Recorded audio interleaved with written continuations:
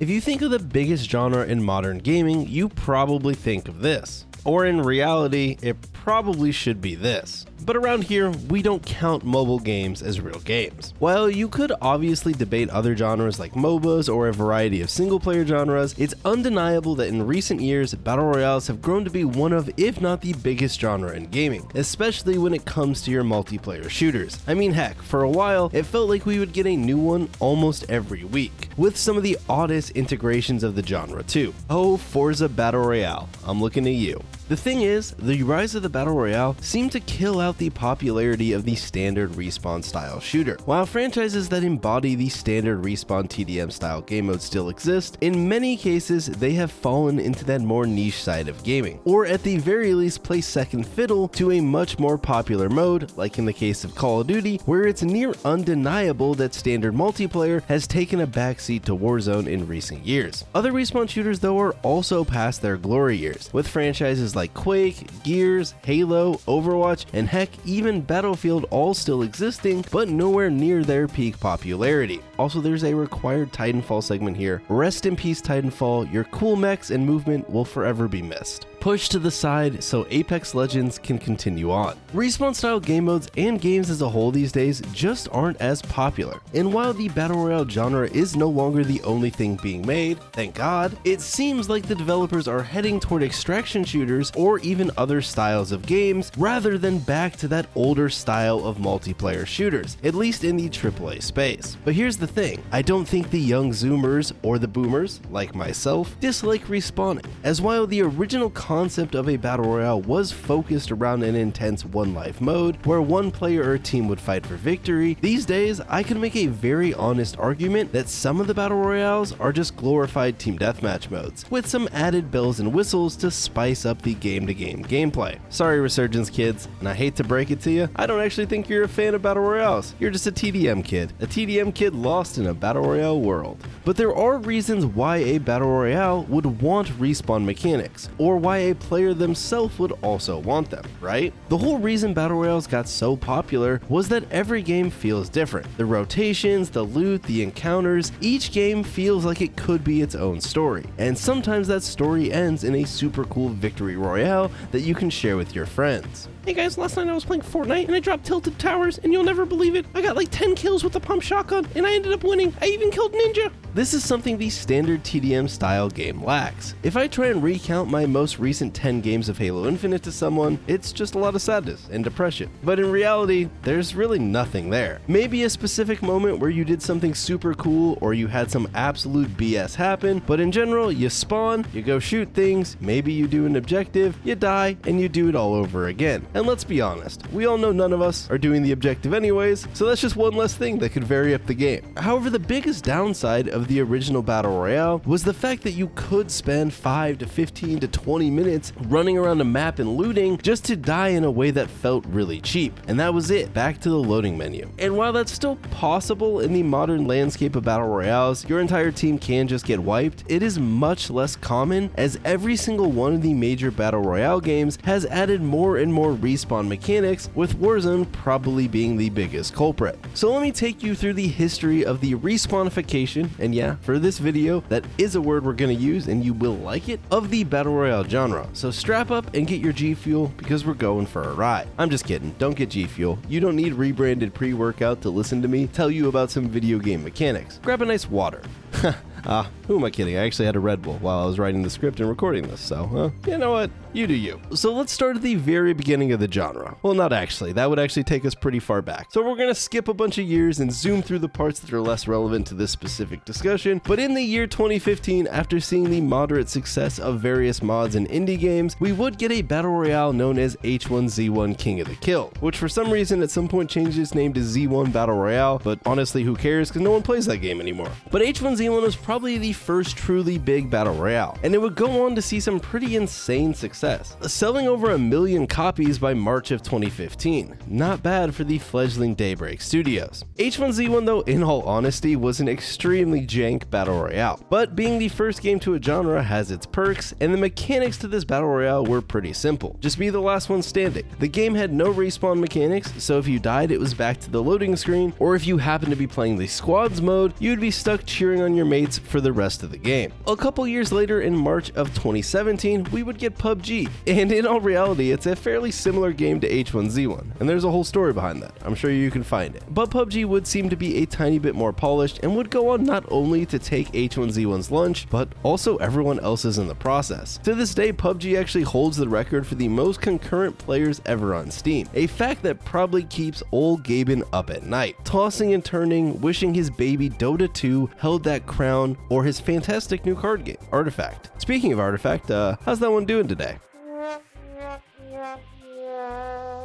Looks like it's doing just dandy. Speeding up a bit, Fortnite would drop in September of 2017 and obviously go on to be absolutely massive. But again, Fortnite at launch was just a die and you're out game. After this, Call of Duty would drop their first battle royale with the Blackout mode in Black Ops 4, which dropped in October of 2018, and this was also a die and you're out style game. However, Blackout did test respawns with a limited time mode called Down But Not Out in January of 2019. Now, I didn't actually play this limited time mode, and so the only information I have of this is from this fancy Polygon article. Thanks, Austin. But to my understanding, this was probably the early concept that would later lead to Resurgence. But now we get to the interesting part. The respawns are heating up and the gamers want back into action. No more watching Billy for 20 minutes while we're dead. Instead, it's time to harass him to respawn us because we want to play. Apex Legends would drop in February of 2019, and one of the key features of this battle royale was the ability to respawn a fallen teammate if and only if you were able to retrieve their respawn banner from their death box before the timer ran out. This added a very interesting reward versus risk dynamic, because in cases where your team would win a fight, well then picking up your fallen mate's banner was easy. You just ran over to the death box and picked it up. But what if you happen to lose a teammate in a fight and you're now down players? The remaining alive players would be given a very interesting decision. Do you try and retrieve that banner, risking your life in the process? Or do you tell your friend he's a shitter who's just holding you back anyways and run away from the fight, letting their banner time out? This all led to some very interesting and fun situations. Maybe you really want to get your teammate back, however you know that going for their box is basically a death sentence. So you wait and hide until the last possible moment and make a dash for it, hoping that either the opposing team has left or you can at least get in and out without them catching you. Or maybe you hear that the team that killed you is now getting attacked by a third party, so you decide to sneak in and try and grab that banner while they're fighting. There was a ton of dynamic gameplay based around these death boxes and banners, and it felt like one of the biggest innovations the battle royale genre had seen, and it added even more crazy story potential to each game. Imagine you're playing some Apex Legends, the boys just got killed and you're in a 1v3. At this point, it's all up to you. You're probably not going to win the game by yourself, so you take on the team that just killed your friends and somehow you win a 1v3. And not only that, you maybe pick up those banners right as the clock was about to run out. Now that's a story you and your mates are going to remember for quite some time. Once you retrieve these respawn banners though, the job wasn't done, as the alive player then has to carry them to a respawn beacon on the map, or later on in the game's lifespan you could deploy a mobile respawn beacon, and here you could respawn your fallen teammate. However, any nearby players would see this and be able to use this information to ambush you, or in some cases just snipe you out of the sky before you even get to play again. On top of this, your returning teammate would come back without their loot, so you would need to help them get looted back up before they would be of much use. This mechanic would seem to enlighten our friends at Epic Games, who would quickly add the Fortnite reboot van in Season 8 of the game, dropping that same month, which functioned very similarly. If your teammate died, you would need to grab their reboot card before it timed out, providing Fortnite with many of those same dynamic scenarios that Apex had benefited from, and again allowing you to force your friends to risk their lives to save you, because in reality, you're more important than them anyways, which would always end up being hilarious, because if they died trying to save you, you know it was your fault in the end. The next big advancement in the respawn arms race would be be none other than the Respawn King Warzone. Call of Duty would drop their big new battle royale in March of 2020, titled, Warzone, and this time, unlike Blackout, Warzone would be totally free to play, reaching a ton more players. It would instantly blow up and become a top dog in the space, but it would also add a lot more revivability to the game. The main innovation and mechanic that Warzone kind of brought to the genre was the Gulag.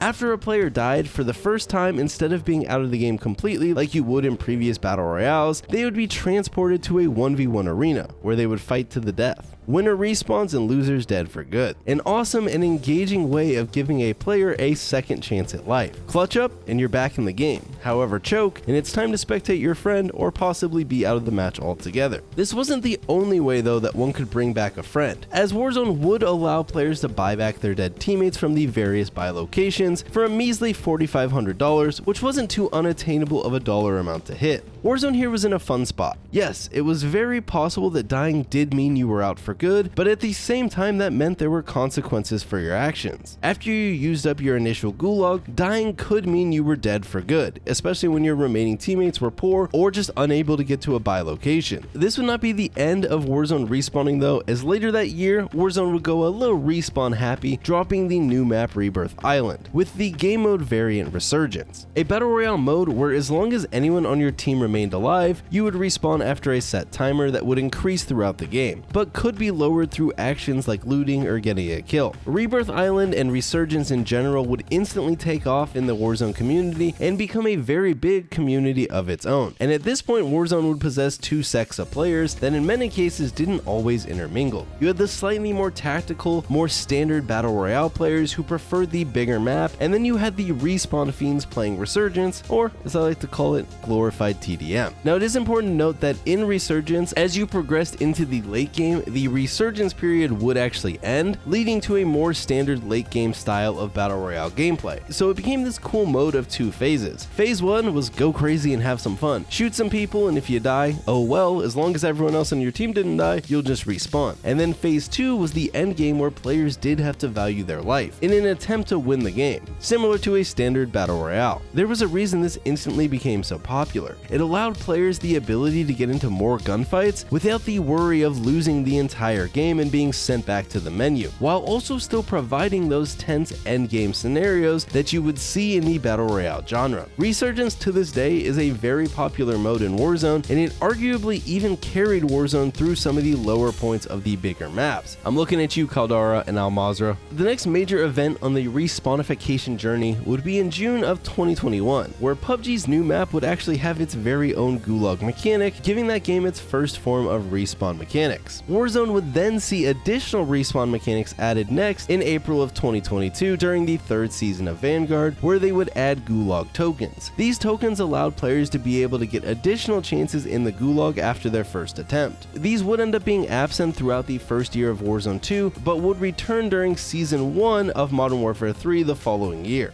Warzone 2's launch in November of 2022 would actually be a massive overhaul for the game, which came during the Modern Warfare 2 year, and this wasn't just in the respawn department. The new rendition of Warzone was an extremely slowed down and more deliberately tactical version of the game. Movement was slower, time to kill was faster, loadouts were a lot harder to get, and respawning was much more difficult. And for some reason, Infinity Ward put AI all over the map just to piss you off. One could argue that Warzone 2 was actually a really good battle royale. The stakes were high, and making a bad rotation or taking a bad fight meant certain death that was likely unrecoverable from. However, for the Warzone fanbase who had become accustomed to that playstyle of the original Warzone, it just didn't work very well. And over the year, we would see Infinity Ward and Raven walk back a lot of the major overhaul changes throughout that year. Another thing that pissed off a lot of people about Warzone 2 was that it just didn't launch with a Resurgence mode, and we just talked about how popular Resurgence had become. But during that year, Warzone 2 would receive multiple different Resurgence maps, they just weren't there at launch for whatever reason. At the launch, there was basically 3 ways you could respawn. You could win the 2v2 Gulag either by killing the enemies on the other side, or you could actually work together and kill the Juggernaut, which at first was this cool objective of camaraderie, but after like a week, I don't think anyone killed the Juggernaut. You could also still be bought back by an alive teammate, or there was the Prison Break mechanic, which was an event that could happen later in the game, which would respawn anyone in the lobby who was dead. Even full teams that just hadn't backed wiped out of the lobby yet, which I always thought was super weird. Throughout the year, Warzone 2 would get much more respawning, adding redeploy packs in February of 2023 with Season 2, which allowed players to get an instant respawn upon dying, not even having to enter the Gulag. Season 2 would also be where we would see the return of Resurgence with the map Ashika Island, being the first of the Resurgence maps added into the game. Outside of Warzone in this same month, we would actually see Apex get a little bit more respawny, as they would add the ability to craft respawn banners now, giving players another option to get a fallen teammate back if they were unable to collect that banner off of their dead body. At the time of the mechanic's launch, only specific characters classified as support characters could craft these items. However, eventually it would be changed so that anyone could craft them as long as you had a support character on your team. This, while seemingly not a huge change, would actually completely change the way Apex could be played. Those tense moments fighting over or trying to sneak out with a teammate's banner were effectively gone,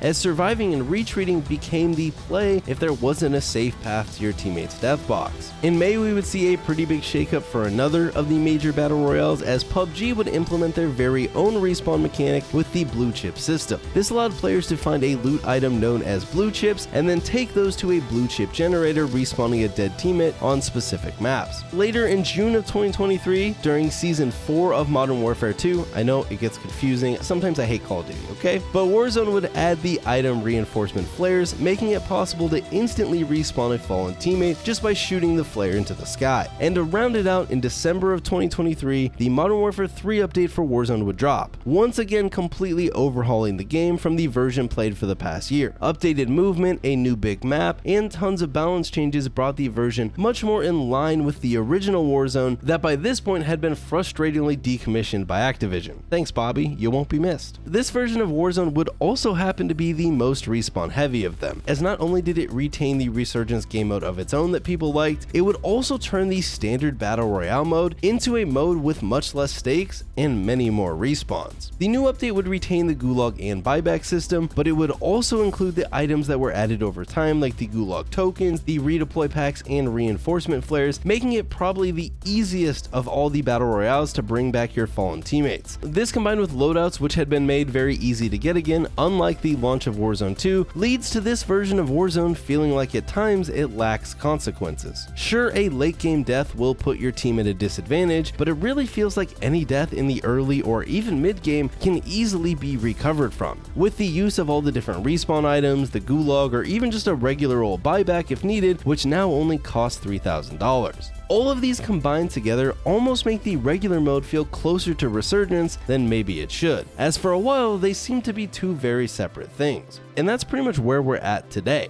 But is respawning bad for the Battle Royale genre? No, I don't think so inherently, but one could argue that the ease of respawning in some of the modern versions of these Battle Royales does make the early game much less impactful. In the early days of playing PUBG or H1Z1, an early game death would put your team at a massive disadvantage, being down a player the entire game. But these days, most likely, they'll just be able to bring you right back into the action. Obviously though, this is all just personal preference. You listening right now, which props to you if you made it this far, might completely disagree with me, and that's fine, as I just find it interesting to see the evolution of the genre over its almost 10-year span now in the mainstream. From the hardcore, slower paced style of Battle Royale with games like the original H1Z1 and PUBG, to the respawn fest of modern Warzone, Battle Royale as a genre has certainly changed over time. In many cases, it feels like there's less consequences for your bad choices in the game, but at the same time, some bad RNG off of a drop or just running into a god squad in a lobby doesn't end your entire game experience, sending you back to the main menu. So yeah, our standard TDM style respawn shooters have fallen in popularity and probably aren't making a comeback, but it does seem like the Battle Royales are getting closer to that style of play as time progresses, while still maintaining their intense and stressful endgame circles if you want to win a game. So only time will tell if this trend will continue, if we'll see the respawn arms race continue to go up, or if there's something that kind of tapers out. And that's pretty much the video. I hope you guys enjoyed it. I want to give a big shout out to all the supporters over on Patreon. If you got through this video and you want to support the channel, that's honestly probably the best way to do it. And with that said, I'll see you all next time.